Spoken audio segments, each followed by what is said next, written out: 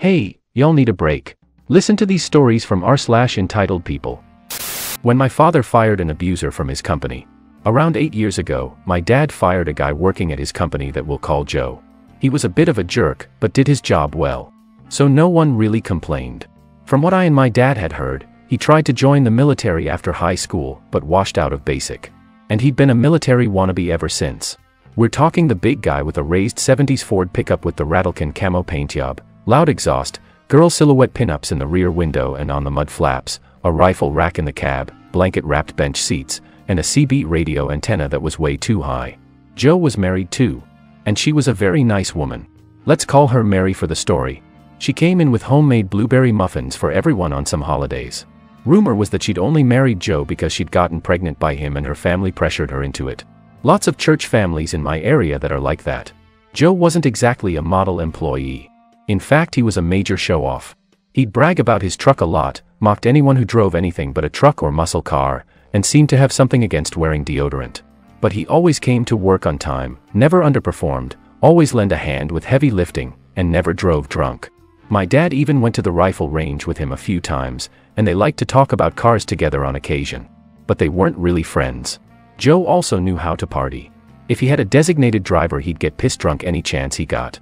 But he'd still be at work the next morning hungover and wearing sunglasses with a coffee in hand. We kept aspirin in the office for just such occasions. One day my dad and I went out to lunch and got sandwiches from a local place nearby. While eating, Mary walked in with Joe's son. And she was wearing sunglasses as an attempt to cover quite a swollen black eye. But we could still see it from the side. She saw us and quickly left looking scared. After this there was a string of similar incidents with people seeing Mary around town looking like she had bruises. And not just her, but Joe's son too. Another guy in the office had a son the same age as Joe's, and would regularly hear from the kid that Joe's son looked like he had been in a fight or something. And the kid was always angry and lashing out. Eventually my dad invited Mary to lunch and pretended that he'd invited Joe too so she'd show up. When she got there, my dad sat her down and privately asked her what was going on. I was there too and saw Mary turn into a sobbing mess. Joe would regularly get drunk and hit her at home. And his son tried to stop him many times. Which is how he ended up beaten as well. My dad flared up and looked as furious as the day my mother had beaten me, and he threatened to have her arrested. He asked Mary why she didn't leave Joe. And she said that her family knew about what was going on and kept telling her to stick it out for her son's sake. This made my dad even more upset because he'd tried the same with my mother and had to leave her anyway because she never got better. My dad told Mary that she needed to leave regardless of what her family thought because it wasn't worth it. Mary just nodded while crying and finally said she was done. My dad called his lawyer and asked him to help Mary in secretly filing for divorce. And he was happy to help her after hearing her story. Joe soon ended up in jail because the next time he hit Mary, she finally called the police. Then she packed her things and left him while he was locked up. Her family didn't support her, so my dad took her in for a while. And he even hired her as an employee so she could update her resume and have an income during the divorce, since she'd spent years as a stay-at-home wife. When Joe got out of jail and showed up to work, he was escorted to my dad's office and told he no longer had a job. And he was told exactly why. Joe made no excuses for himself. He just returned his name badge and walked out the door. With my dad's backing, Joe didn't fight Mary in the divorce and gave her full custody of his son. Mary and her son left town after about a year and never came back. Joe stayed in the area for a while working as a tow truck driver. But my dad made it clear that he was not to come near his business. And he didn't. Last any of us heard, Joe joined a militia of some sort and moved to another city. We haven't seen him since. Brother-in-law tries to dictate if I can speak to my sister, his wife. I shut it down. When my younger sister married her second husband, she married into a patriarchal culture that was not big on accepting women as equal. Her father-in-law was the family head of the household, and dominated her mother-in-law. Her brother-in-law, her dead husband's older brother, subjugated his wife, and her sister-in-law was allowed to be controlled by her husband. My sister assured me that her dead husband, we'll call him Tom, was much younger than his siblings, had greater exposure to the outside culture, and so was not this way at all. He therefore, she insisted, would not mistreat her, nor her daughter, from her first marriage, nor treat them less than just because they were female. Now my family was better, but not by much, more of this later. Me, being the eldest son, of 4, with a wider overall experience with the world, university educated and even had been married to a feminist for 8 years, had a vastly different point of view. And I gave my brother-in-law the benefit of the doubt that he was also not conditioned by the beliefs of his family. Now the story. One day I came home to my parents' place to find my mother distraught and in tears. I asked what was wrong. She told me that she had another big argument with my sister over the telephone, whereby they screamed at one another, both said nasty things, and then Mom was hung up on, a serious sin in our family. Mom then tried to give me her side of the story. I stopped her, told her I wouldn't mediate between the two, as I was well aware that since Sis was a teenager, they both fought like the proverbial cats and dogs. I stated they are both adults and they'll need to sort it out. Mom then told me that even though she was angry with Sis, she was worried for her, as she heard Tom get upset and start yelling in the background, and that perhaps it was actually Tom who hung up the phone. I decided to call Sis to assume myself, and then Mom, that she was okay. I called, and Tom answered, and the following conversation occurred. Me: "Hi Tom, it's OP, how is Sis?" Tom, angrily: "How do you think she is upset?" Me, still even voiced, ignoring Tom's anger: "May I speak with Sis?" Tom: "No." Me: "Excuse me. You don't get to dictate if I speak with my sister. You have no right to." Tom hung up. I remembered years ago when we were little kids, my dad had a big fight with Mom's family. He then kicked his mother-in-law, brother-in-law and 3 sisters-in-law out of our house and forbid my mom from having anything more to do with her family, and was not allowed to speak with them again. This penalty to my mom lasted for nearly 2 miserable years. At the time, I was disgusted with my dad, but I was equally disgusted with Mom's brother and sisters, not so much Grandma, as she was frail, for not coming back and standing up to my dad, forcing him to see how horrid and dictatorial this punishment was on his own wife. So I was already in a near rage when I jumped in the car and drove to my sister's and Tom's house, about 20 minutes away. At the house, I had calmed down somewhat when I knocked. Tom answered, saw me and immediately came outside and began screaming into my face. I couldn't get a word in, until I grabbed him by the shirt front and forcibly held him against the wall. Yes, I manhandled him, and yes, not my finest hour.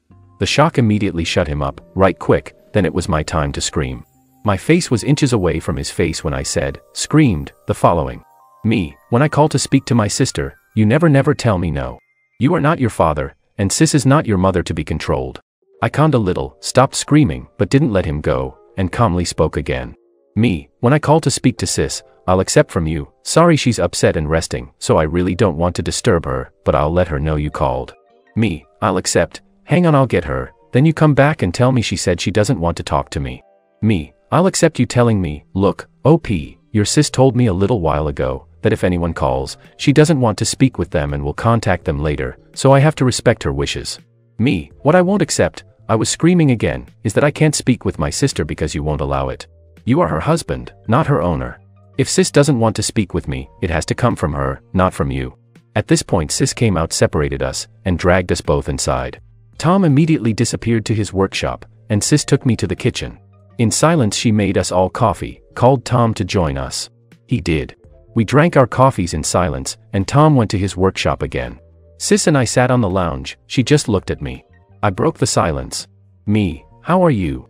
Sis: "Okay, getting better. You know how Mom is." She then began to tell me her side of the argument, but I interrupted.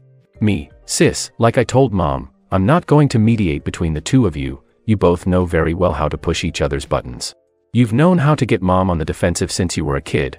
You both continually fight, then a few days later, don't actually make up, but both act as if nothing happened. And then soon after one of you will set the other off, and it happens all over again. If this pattern is to stop, you are both going to have to be adults, and talk it out quietly." Sis: "Yeah," long pause, "Mom and me will get over it, but what about you and Tom?" Me: "What about us? I think we understand each other." Sis was worried that since Tom and I weren't really close, this conflict would cause a permanent rift. Sis: "Tom really is a good man. Maybe he misstepped, but I don't think he was trying to control me." Me: "I don't know that, but true, other than today, I never had any reason to doubt him. And as far as I'm concerned, it's over." Me: "But let me make it clear, Sis, at any time if you don't want to speak with me, you have every right not to do so. As Tom is your husband, you can relay that information to me via him. I understand that you are married and this is more important than any other relationship, and I'm not trying to come between that. I just need to know that if we don't talk, it is because you made that decision, and not because Tom, nor any other man/person in your life, wouldn't allow it." 2 days later, I called my sister. Tom answered, "By the way, this is all landline, pre-cell phones." Me: "Hi Tom, it's OP, how are you?" Tom: "Yeah, fine." Me: "How's work, what are you up to?" Tom: "Work's the same shite, different day. Me, can I speak to sis? Tom, sure, I'll just get her. I hear Tom place the receiver down, walk away calling sis, telling her I was on the phone for her. Sis comes on the line. Sis, whispering, as Tom must still be in the room, were you testing my husband just now? Me, no, of course not. Mom seems happier, just called to see how you are. Sis, yeah, called Mom yesterday.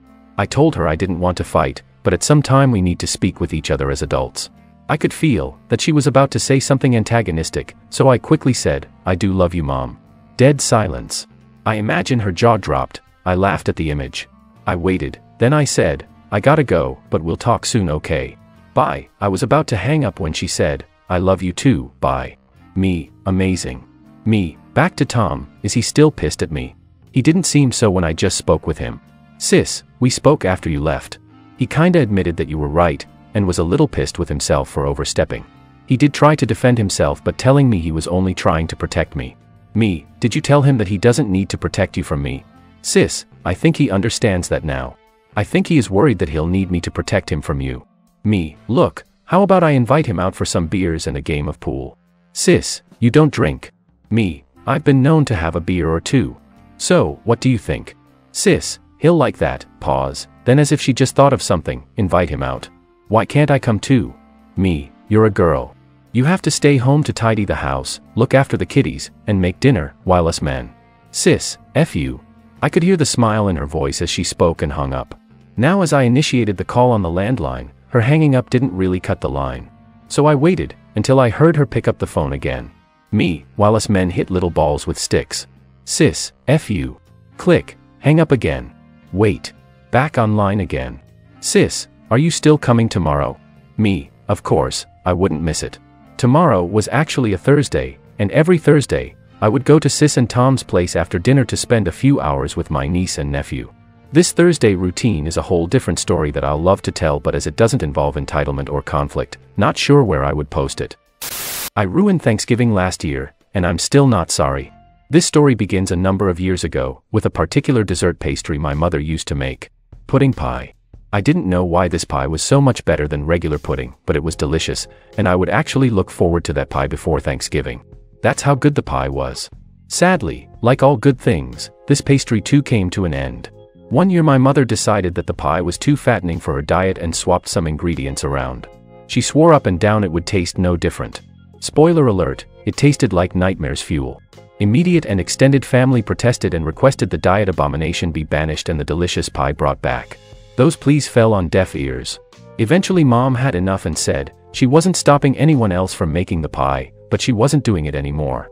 I assume she figured nobody else would have the gumption to actually seek out the recipe and make it. She thought wrong. In the very wee hours of Thanksgiving morning last year, I took up that gauntlet and prepared my pie in secret. Read, I procrastinated until the literal last minute. Forgot the pie needs some time to set before it can get ate. I even managed to control myself and not just start eating the filling. I had one small taste to make sure I didn't forget an important ingredient. I showed up for Thanksgiving lunch at my aunt's house with my pie, and there was much rejoicing. Real sugar, actual tasty ingredients. I inhaled my meal in the interests of getting to pie sooner, and may or may not have overdone it a bit. I needed some time on my feet to make room for a slice of my pie, so I stepped outside to vape and chat with the smokers. I got numerous compliments on not screwing up instant pudding in a pie tin. The actual pie was more complicated than that, but I just took the ribbing. I make it inside and beeline for the dessert table. There's my mother standing near her imposter pie, which was missing a single piece, looking like she's sucking a lemon. Whether that was from the taste of her evil pie or the fact that mine was so popular is anyone's guess.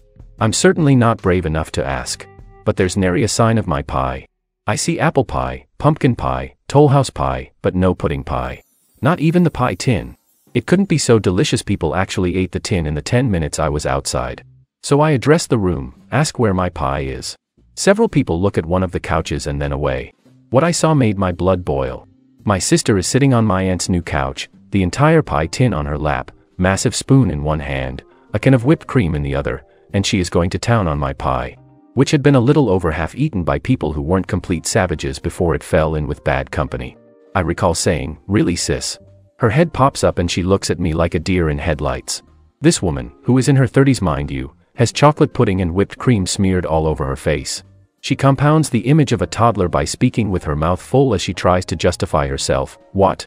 Mom said someone needed to take the pie away before she caved. Reason and consideration left me. I spent hours on that pie and didn't even get to eat a single piece.